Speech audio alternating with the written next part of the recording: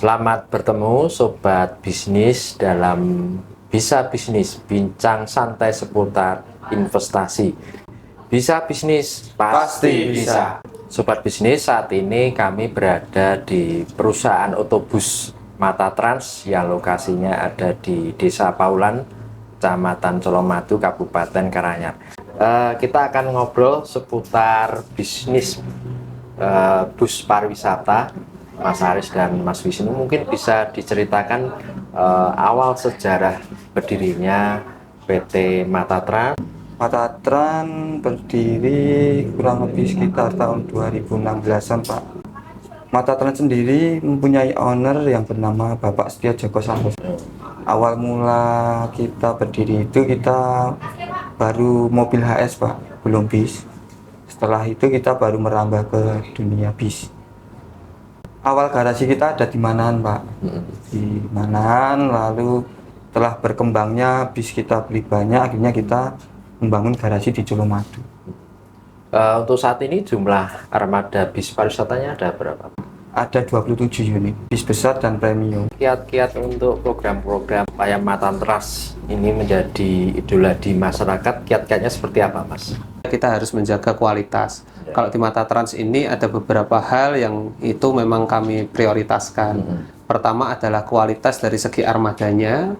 Kedua adalah kualitas dari segi pengemudinya, atau kalau kita bahasakan namanya kru, Pak.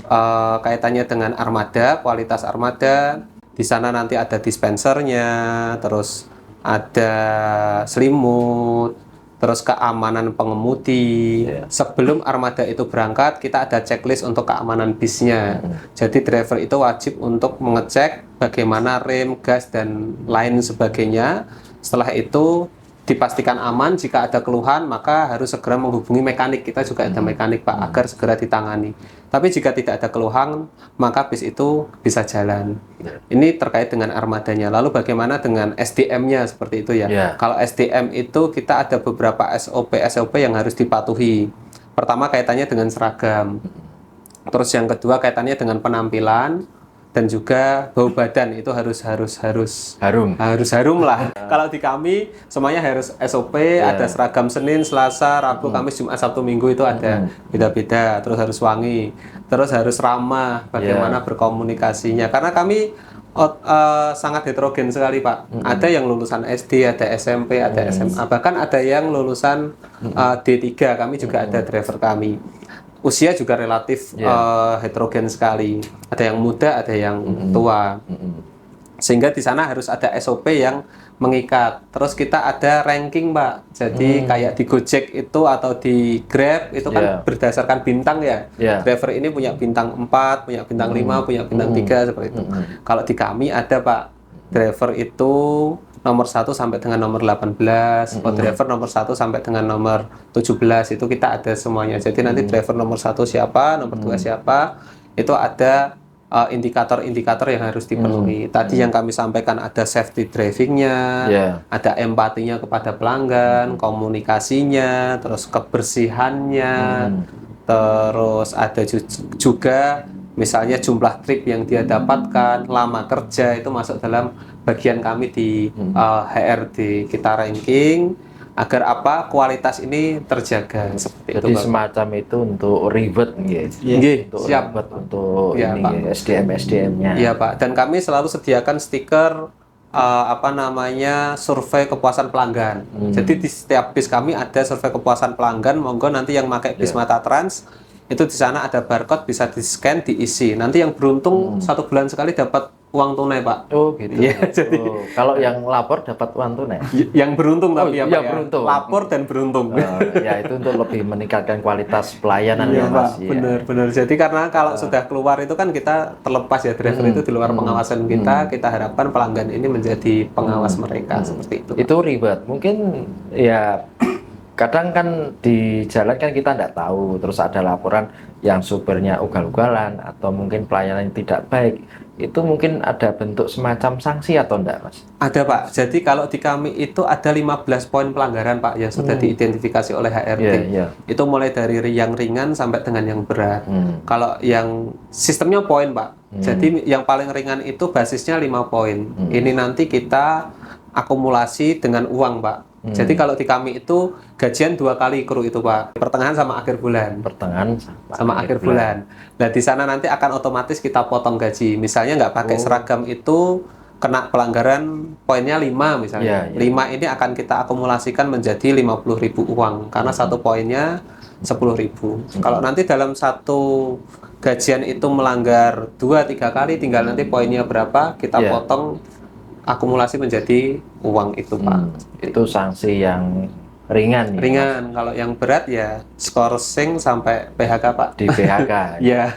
Kadang kalau dijalankan kayak karena situasi nggih, kan mungkin antara sengaja dan tidak sengaja, mungkin yang spion atau mungkin body bis yang tergores, itu nanti menjadi tanggung jawab drivernya atau perusahaan. Kalau untuk kendala waktu di jalan itu Pak, itu nanti terbagi menjadi 2. Secara teknis, apabila memang itu kesalahan dari driver, maka klaim kita tanggungan ke driver. Oh gitu. Ya, tapi apabila nanti itu, misal kalau kita kan kebetulan bis pariwisata itu titik lokasi penjemputan itu kan kadang kita agak sempit, ada ranting pohonnya banyak, hal-hal seperti itu yang menjadi kami untuk pertimbangan juga.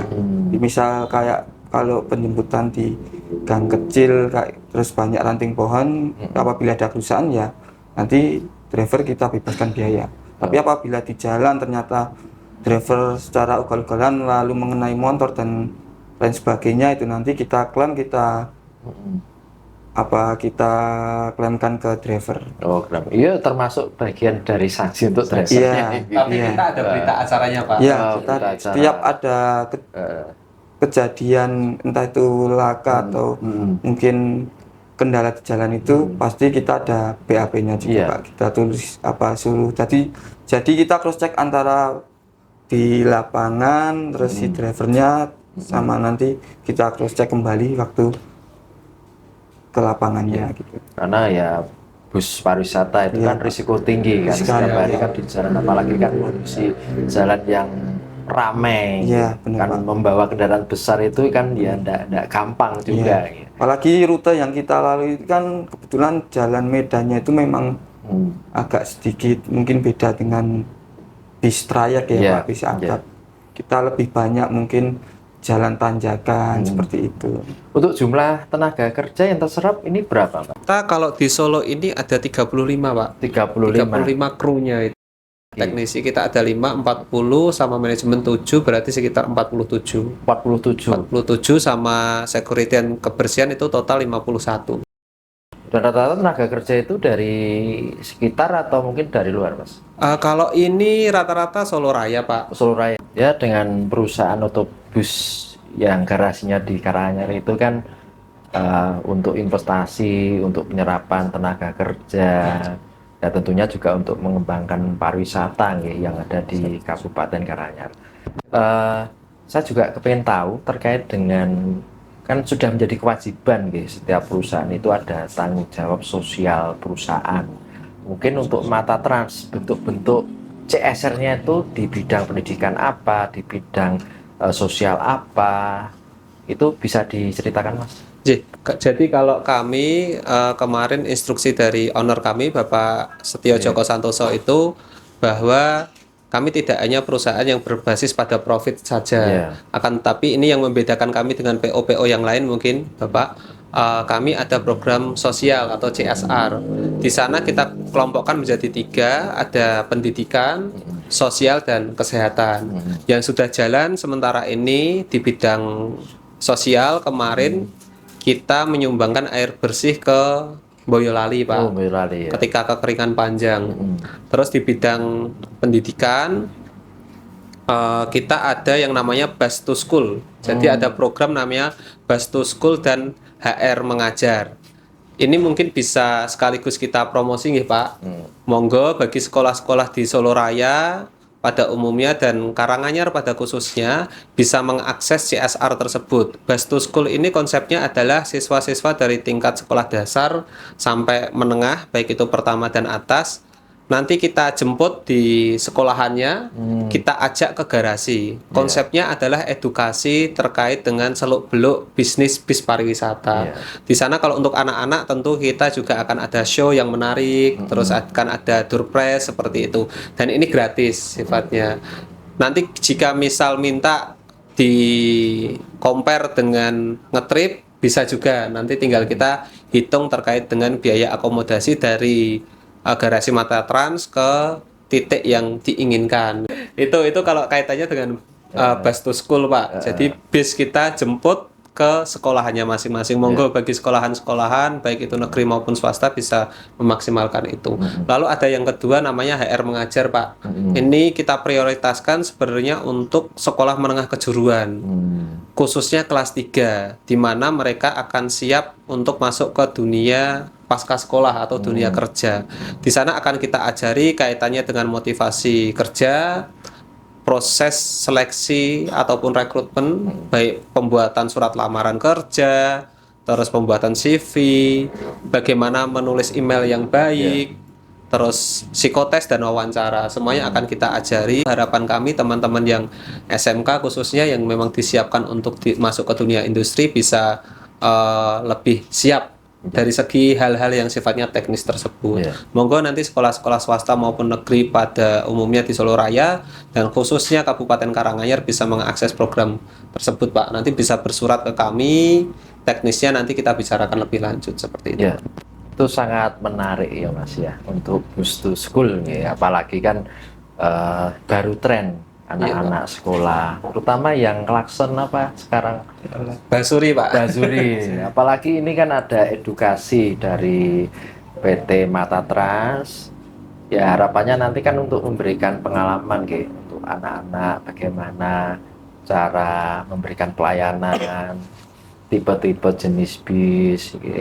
Ya cukup luar biasa gitu untuk SD, SMP, SMA. Ada lagi juga yang CSR, HR ya, untuk terutama untuk yang sekolah kejuruan ya, supaya mereka nanti dipersiapkan setelah lulus nanti mereka siap untuk bekerja.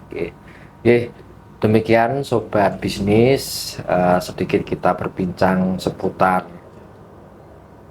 PT Mata Trans yang bergerak di bus pariwisata. Harapannya ini memberikan edukasi kepada masyarakat untuk terus mengembangkan industri pariwisata dan mengurus perizinan. Mengurus perizinan itu mudah melalui website oes.go.id